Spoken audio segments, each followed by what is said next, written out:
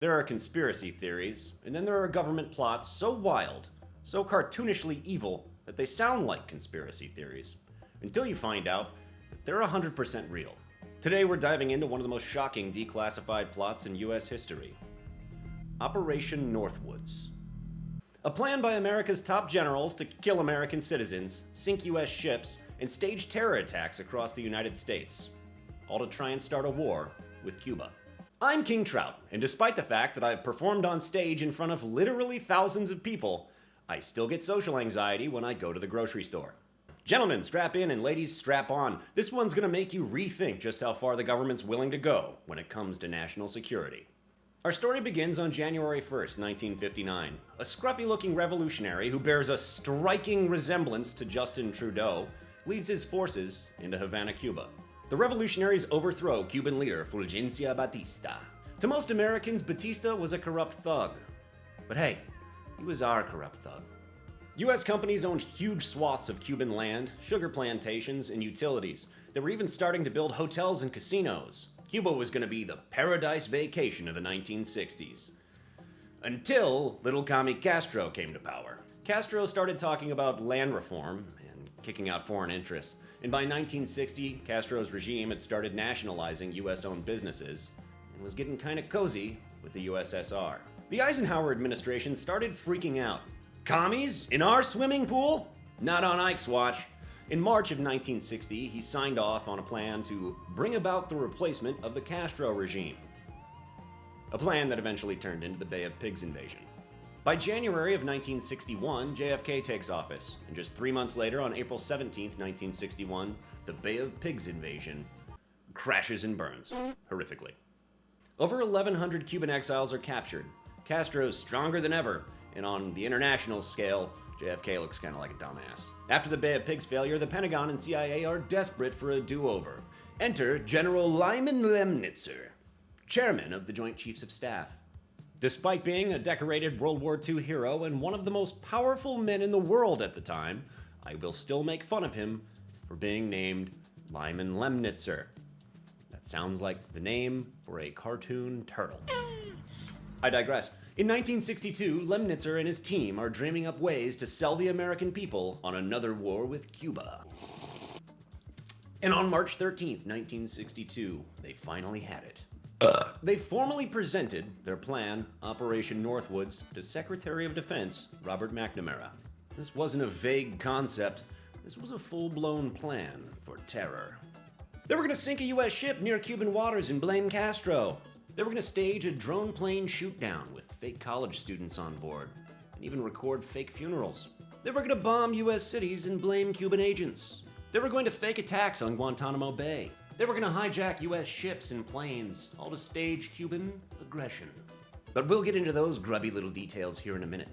The Joint Chiefs of Staff didn't stop at suggestions. They provided timelines, cost estimates, and methods by which to manipulate the media into selling these fake attacks as real. This wasn't just a concept, this was a playbook. Let's break down how detailed and deranged this plan really was. The fake airliner shoot-down. At Elgin Air Base in Florida, they would paint a drone to look exactly like a commercial flight, and then they would load it full of college student passengers who were really military personnel with fake IDs. They'd record all of this, and then they'd ship it over near Cuban airspace, and then remotely detonate it. Now, there wouldn't actually be anybody on the plane, but so far as the media was concerned, Castro just blew up a plane full of college kids. They were even going to film fake funerals for them. The sunken ship scheme. A U.S. naval vessel, they specified a destroyer, and I don't know why, would be sunk either at Guantanamo Bay or in the surrounding waters. TV cameras would record the whole thing and broadcast the tragedy live. They made specific reference to the historical statement, "Remember the Maine." Remember the Maine was a phrase that gained popularity after the mysterious explosion of a U.S. naval vessel in the late 1800s. The Maine exploded in the waters near Cuba and is one of the main reasons that America got involved in the Spanish-American War. I hate that joke. I wrote that joke and I hate it. Depending on who you ask, the sinking of the Maine is a little bit fishy. And if you were to ask the Cuban government, they would say that it was a false flag attack by the United States as an excuse to engage in war. That's their official stance. I don't know. Finding out that's not necessarily out of the realm of possibilities here, aren't we? Terror in U.S. cities, bombings, sniper attacks, hijackings, all would be blamed on Cuban agents who had been smuggled into the country, and they even fabricated evidence of Soviet involvement. Staged riots. In cities across the country, specifically Miami, primarily due to its large Cuban population, riots would be instigated and blamed on the influence of Castro's regime. This would be done to drum up anti-Cuban sentiments among the American people. Staged attacks on Guantanamo Bay. They would plant explosives. They would sabotage aircraft and set fires on the base, all while blaming Cuban saboteurs. And in 1962, John Glenn orbited the Earth 3 times in the Mercury spacecraft. He was successful, but were he to have failed, the plan was to blame anything that happened on the Cuban government. They would have said that Cuba had electronically interfered. And think about it, this wasn't some shadowy cabal. These were America's top generals presenting a plan to kill and terrorize the American people as justification to start a war. I'm going to put that at number 1 on today's list of things that make you go, As mentioned before, Operation Northwoods landed on the desk of Defense Secretary McNamara, but it didn't stay there. It made its way to JFK. JFK, upon learning about Northwoods, was all like, I am JFK. This is a crazy plan. We can't fucking do this. I'm gonna go have sex with Marilyn Monroe. I can't do a very good JFK, so you're gonna have to live with that. Accounts say JFK was absolutely horrified by Northwoods. He rejected it outright. In April of 1962, JFK started reorganizing his national security apparatus. By October of 62, during the Cuban Missile Crisis, he was keeping tight civilian control over military decisions. We're also talking about the president who publicly stated, I want the CIA dismantled into 1,000 shards, and those shards thrown into the wind. I really can't do a good JFK, but I promise he won't be in the story much longer. And Lemnitzer? Well, he was quietly removed from his position as chairman of the Joint Chiefs of Staff in September of 1962. He was transferred to Europe to live out the rest of his career in obscurity as the Supreme Commander of NATO.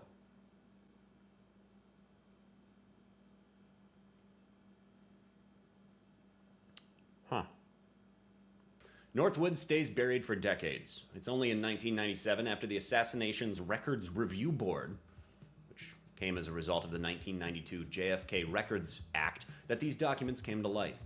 Why did Operation Northwoods come up in the documents related to the potential causes of the assassination of John F. Kennedy?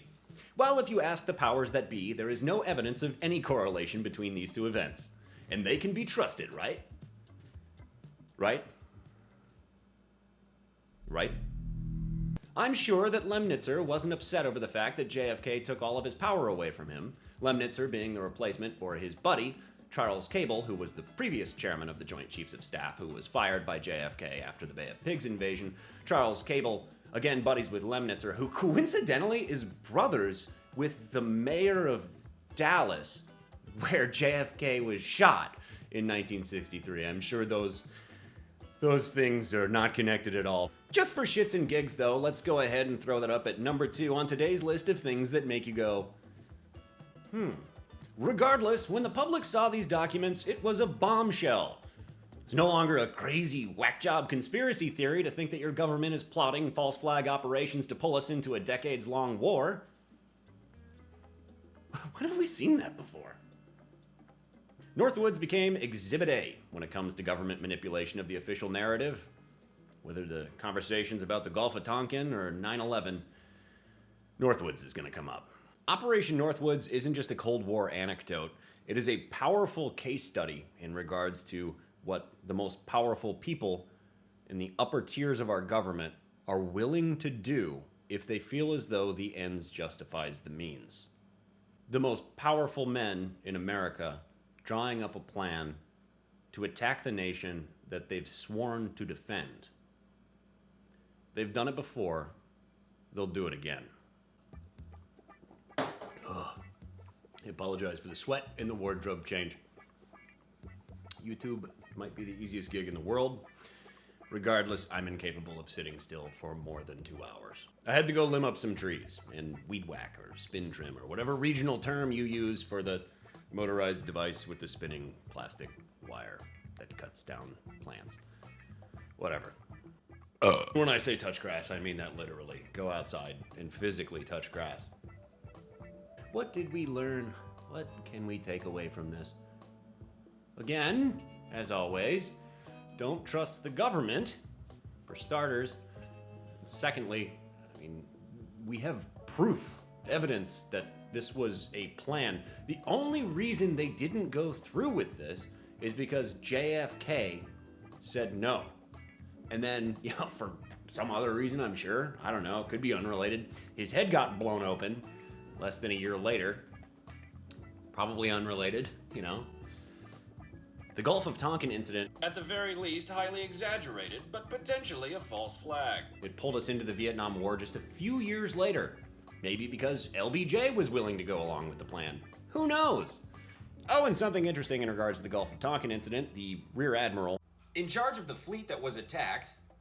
Listen, guys, I'll be honest, in this part of the video, I kind of went on a little bit of a rant about the Gulf of Tonkin incident, and I have opinions about it that I think a lot of people would disagree with, so we're just going to gloss that over and you're going to live with this. Anyway, back to the video. Jim Morrison, the lead singer of The Doors' father, who had close ties to the CIA. The CIA, who at this point in time was heavily involved in the use of LSD and the hippie movement.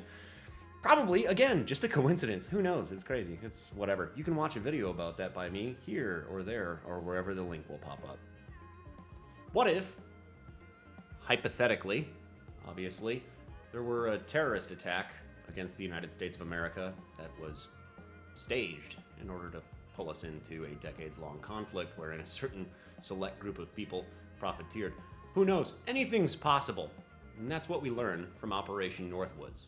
The next time somebody calls you paranoid for not believing the mainstream narrative, just remember Operation Northwoods and what the Joint Chiefs of Staff, the highest-ranking men in the United States military, were willing to do to start a war. Completely unrelated, but Robert McNamara was the Secretary of Defense under JFK. He was also the Secretary of Defense under LBJ during the Vietnam War, which later in his life he says was the greatest mistake of his career and possibly in the history of our nation. LBJ's wife, Lady Bird, made millions off of the Bell Helicopter Company, who she had investments with over the course of the Vietnam War, which we got pulled into also after JFK got shot. So LBJ became president. Again, probably unrelated and a conversation for a different time.